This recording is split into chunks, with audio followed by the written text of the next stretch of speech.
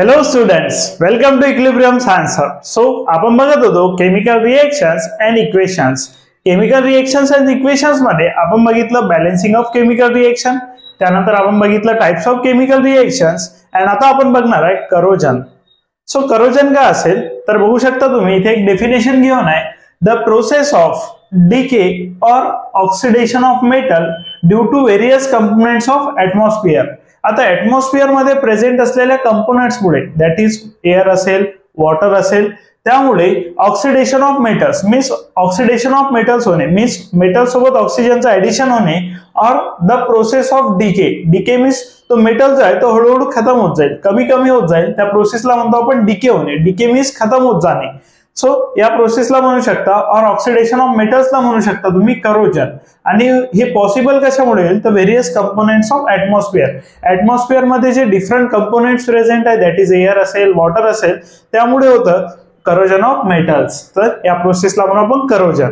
For example घेऊ शकतो आपण एक आयरनचा पीस घेतलाय आणि एक आयरनचा पीस आपण ऍटमॉस्फिअर मध्ये ठेवला.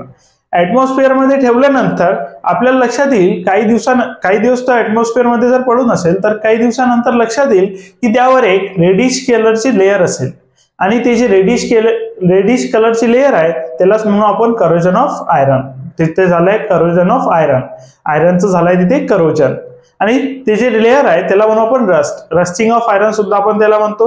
आता ती लेयर फॉर्म कशी झाली तर आयरन जो आहे तो कंटिन्युअसली कॉन्टॅक्ट मध्ये आला एअर अँड वॉटरच्या, आणि कंटिन्युअसली एअर अँड वॉटरच्या कॉन्टॅक्ट मध्ये आल्याने त्याचं झालेलं आहे ऑक्सिडेशन. आणि ऑक्सिडेशन होऊन बघू शकता तुम्ही आयरन असेल, फॉर एक्झाम्पल बघून घ्या, Fe प्लस आयरन असेल कॉन्टॅक्ट मधील ऑक्सिजनच्या, Fe प्लस O2 कॉन्टॅक्ट मधील ऑक्सिजनच्या, आणि त्याचं होईल ऑक्सिडेशन Fe2O3 मध्ये, प्लस इथे असेल Fe प्लस ऑक्सिजन प्लस त्यानंतर सांगितलं मी तुम्हाला air and water. Air and water असेल so Fe plus O2 plus H2O gives Fe2O3 dot H2O. Means आयरनचं झालेलं ऑक्सिडेशन आणि तिथं प्रेझेन्स असेल presence of water. Dot H2O represent करतो की ऑक्सिडेशन मध्ये प्रेझेन्स ऑफ वॉटर असेल, आणि याच प्रोसेसला म्हणतो आपण रस्टिंग ऑफ आयरन.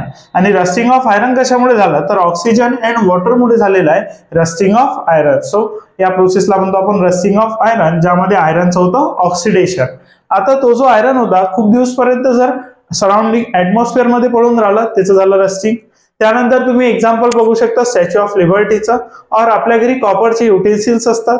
कॉपरचे युटेन्सिल्स खूप दिवसपर्यंत एअर अँड वॉटरच्या कॉन्टॅक्ट मध्ये आले. जर कॉपरचे युटेन्सिल्स एअर अँड वॉटरच्या कॉन्टॅक्ट मध्ये आले किंवा तुम्ही स्टॅच्यू ऑफ लिबर्टी पासून बघू शकता, जो स्टॅच्यू ऑफ लिबर्टी असेल तो आधी कॉपर पासून बनलेला आहे. मीन्स तो जो स्टॅच्यू ऑफ लिबर्टी आहे तो कॉपर पासून बनलेला आहे. त्याचा कलर आता ग्रीनिश कलर मध्ये दिसत असेल, बट तो आधीपासून ग्रीनिश कलर मध्ये नव्हता.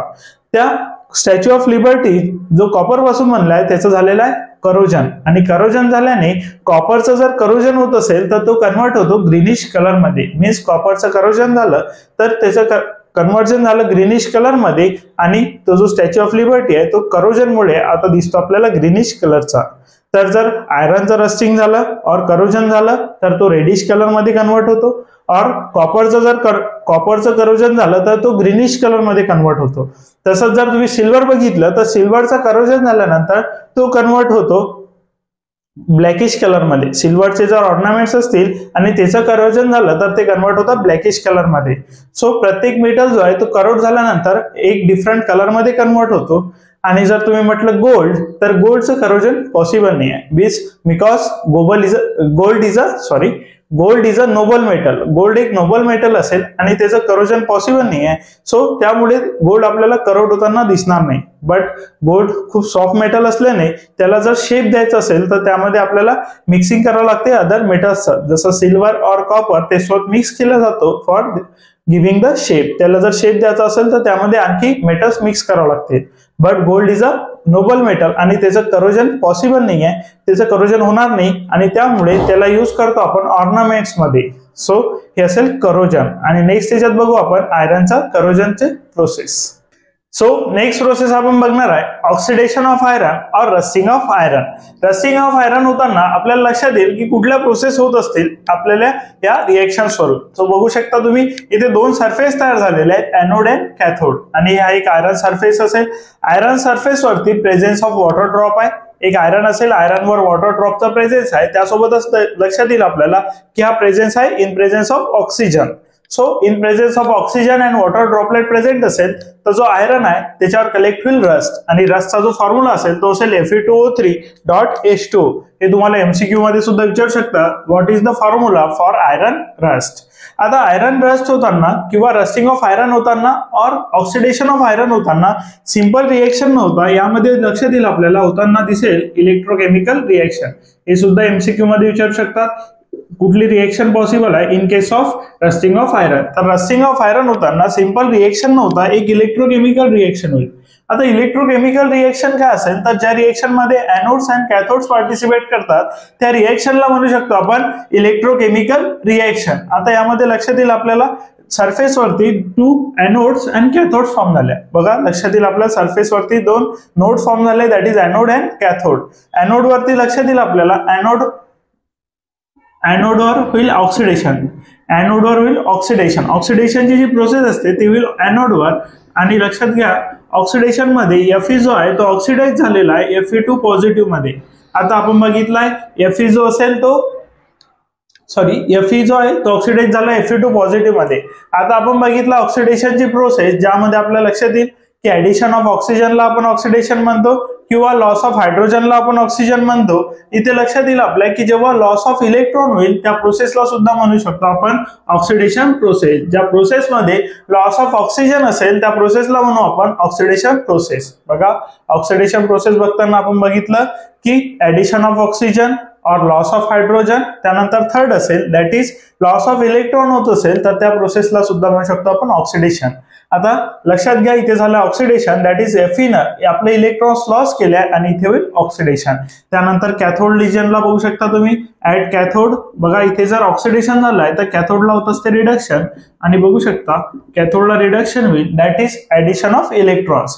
आता लॉस ऑफ इलेक्ट्रॉन असेल तर ऑक्सिडेशन, याच्याच ऑपोजिट ऍडिशन ऑफ इलेक्ट्रॉन असेल तर त्याला म्हणू आपण रिडक्शन, आणि कॅथोड रिडक्शनला होईल reduction that is oxygen will reduce, आणि ऑक्सिडेशन सोबत बघू शकता oxygen plus 4H positive ions that is form from water पासून तयार होतील H पॉझिटिव्ह आयन्स, ते रिएक्ट करतील O2 सोबत अँड प्रेझेन्स ऑफ इलेक्ट्रॉन्स. जे इलेक्ट्रॉन्स फॉर्म झालेल्या ऑक्सिडेशनच्या प्रोसेसमध्ये ते ऍड होतील रिडक्शनच्या रिएक्शन मध्ये, आणि ऑक्सिजन जो आहे तो रिड्यूस होईल इन द फॉर्म ऑफ वॉटरच्या फॉर्म मध्ये रिड्यूस होईल, that is oxygen is converted into twice H2O. Oxygen बघू शकता तुम्ही कन्वर्ट झालेला आहे ट्वाइस H2O मध्ये. सो एनोडला झालेला आहे ऑक्सिडेशन, कॅथोड रिजनला होईल रिडक्शन, आणि या प्रोसेसमध्ये फॉर्म होईल आयरन रस्ट.